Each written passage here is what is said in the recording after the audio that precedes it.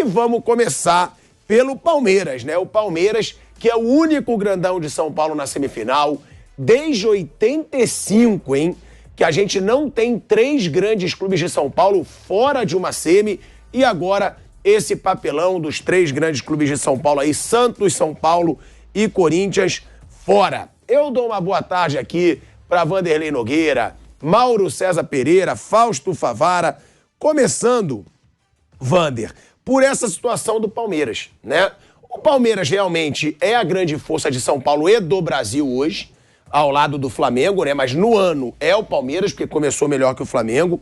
Agora, ele tá muito na frente dos outros times de São Paulo nesses últimos anos, né? Porque a gente tem, ó, títulos dos quatro grandes de São Paulo de 2019 até aqui.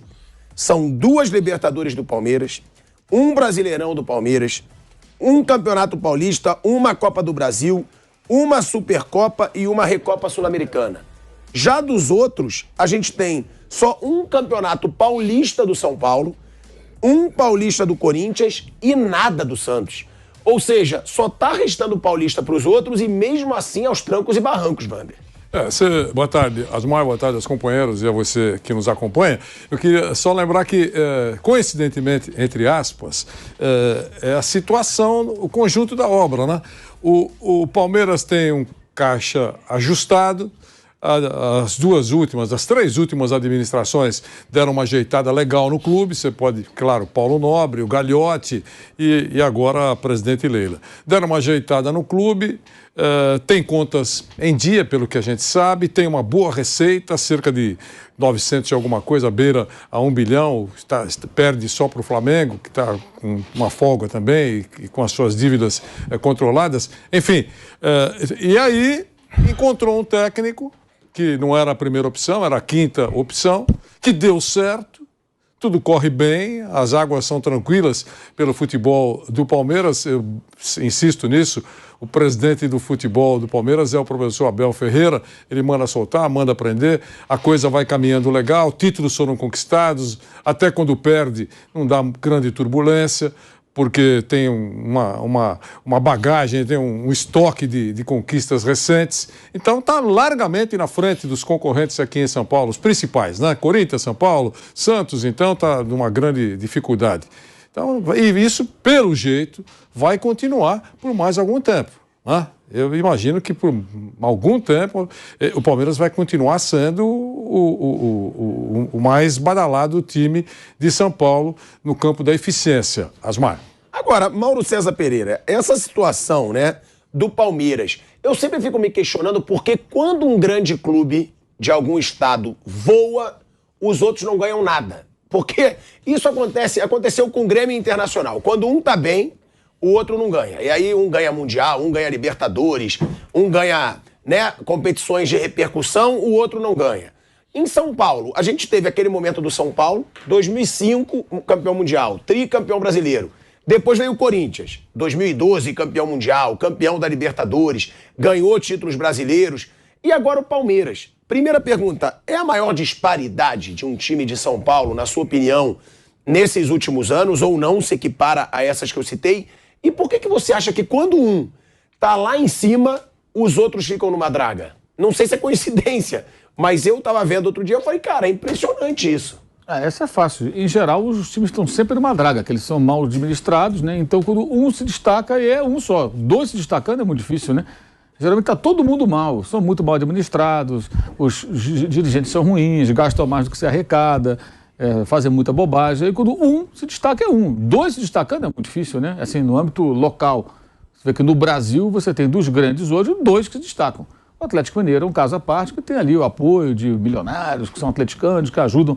E a dívida é imensa do Atlético. Proporcionalmente à receita, ela é uma coisa bizarra. Mês que vem a gente vai ver os balanços atualizados, né, do ano passado, que sairão até o mês que vem, de abril.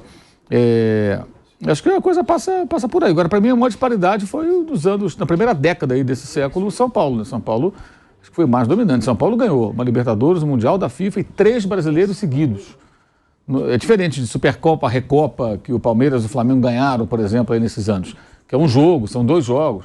É um brasileiro, pontos corridos, mais um e outro. 1, 2, 3. E em 2009 também brigou até o final. Quer dizer, Brigou pelo título de tetra consecutivo ali, de verdade, aquele tetra robusto, né? Porque esse negócio, tetra mesmo é 4 seguidos, 3 é 3 seguidos. A gente meio que improvisa isso aí para dar manchete. Mas a realidade é que foi tricampeão e brigou em 2009 com Inter e Flamengo até o final. Não foi campeão, mas estava lá brigando. Então, acho que essa foi a maior. Para mim, foi a maior supremacia. E ainda teve um paulista ali em 2005, de quebra ali, que até fica meio perdido no meio de títulos desse tamanho, né? Dessa dimensão.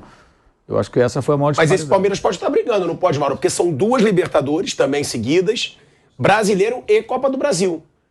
É que tem o Mundial, né? Sim, o São Paulo tem o Mundial, que aí faz a diferença. Mas o Palmeiras reveza com o Flamengo ali, né? Ainda teve o Atlético no meio. O São Paulo foi dominante em 4 anos ali, 5, 6, 7, 8, 4 anos ganhando títulos grandes, né?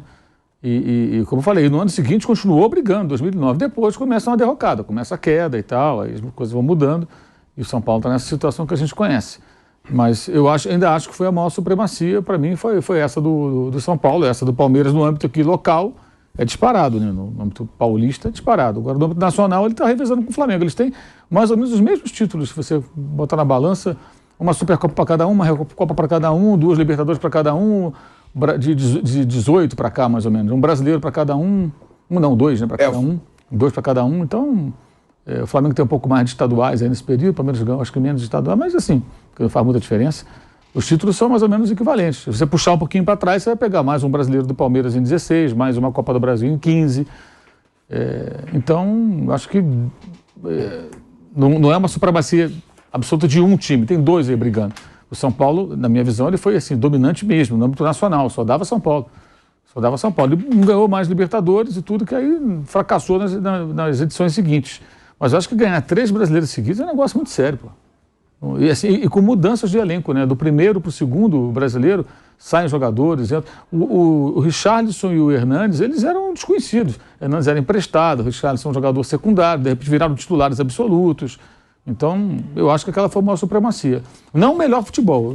Assim, eu tenho restrições com relação àquele estilo de jogo, não é o que mais me agrada, é uma questão pessoal. Mas de supremacia, acho que foi aquela. Fausto Pavari e Flávio Prado. Onde se encaixa o Abel Ferreira nessa hegemonia do Palmeiras, não só no futebol paulista, né, mas também no futebol nacional? Porque a gente sempre fala da gestão, que para todo mundo é o principal diferencial desse Palmeiras e do Flamengo. Não tem dívida, são organizados financeiramente, conseguem evitar venda de jogadores, conseguem contratar grandes jogadores. Mas e o treinador, né? Porque o Abel Ferreira é impressionante, ele virou uma unanimidade no futebol brasileiro. Ao que se deve ao Abel essa situação do Palmeiras hoje, principalmente no futebol paulista, que a gente costuma dizer, não tem mais disputa praticamente? Aliás, 2 coisas, né? O Mauro citou esses títulos do São Paulo e foi o momento que o São Paulo ganhou um grande número de torcedores ali nessa sequência, né? E tem até hoje esses torcedores daquela época, né? Que conquistou o Tri. A Copa do Brasil também mudou. A Copa do Brasil ganhou uma importância muito maior pelo aspecto financeiro, né? E o Abel encaixou nesse time do Palmeiras, porque o Palmeiras está colhendo o que plantou. Talvez seja essa a grande diferença entre Palmeiras e Flamengo daquela época do São Paulo. O São Paulo ganhou títulos, mas teoricamente não ajeitou a casa, né, no aspecto financeiro. E por isso não está tão bem até hoje. Tá numa falência hoje incrível de tudo, né? Refis, tudo no São Paulo hoje é ultrapassado. E não soube aproveitar. Eu torço para que o Palmeiras e o Flamengo saibam aproveitar. Onde entra o Abel, pilhado? O Abel veio como uma aposta também, como a 5ª opção no time do Palmeiras. Ele foi crescendo junto com o time do Palmeiras. Pegou um Palmeiras onde também muita gente não queria vir jogar no Palmeiras.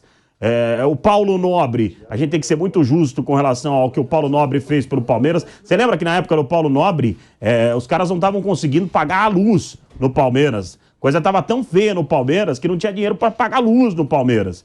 E o Palmeiras soube colocar o pé no chão, o Palmeiras soube atravessar aquele momento extremamente delicado, né?